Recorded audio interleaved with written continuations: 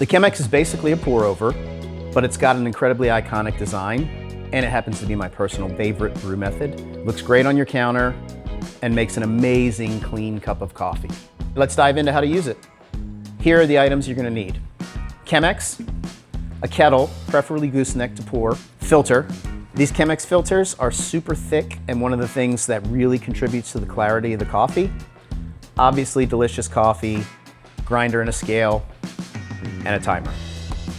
I'm choosing to use Ethiopia for this brewing demonstration. The main reason is because of the thickness of the filter and the brewing method, all the subtle nuances of the coffee really shine. Chemex filters are folded. What you want to do is open the filter and you'll have 1, 2, 3, 4 layers. The 3-layer, the thickest part, you want to put towards the spout.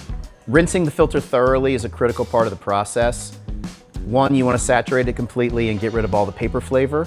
And 2, you're going to help heat up the carafe. And since it's glass, it has very little thermal retention and will make a big difference in the end product. So today I'm going to use a pretty standard 1:15 ratio. I'm going to use 35 grams of coffee, 525 grams of water. So I've got 35 grams of Ethiopia ground to a medium coarseness. I'm going to add it to the filter now that it's rinsed and the water's been discarded. You're going to want to make sure that you level the coffee bed prior to pouring, and this will help you get a more uniform extraction. We're going to place our vessel on the scale and we're going to zero it, and we're going to proceed to pour the first batch of water and create the bloom. I like to pour in a slightly circular motion to make sure I saturate 100% of the coffee on the first pour. Allowing the coffee to bloom in that first 45 to 60 seconds lets it release CO2, and that's a super important step, particularly with fresh coffee.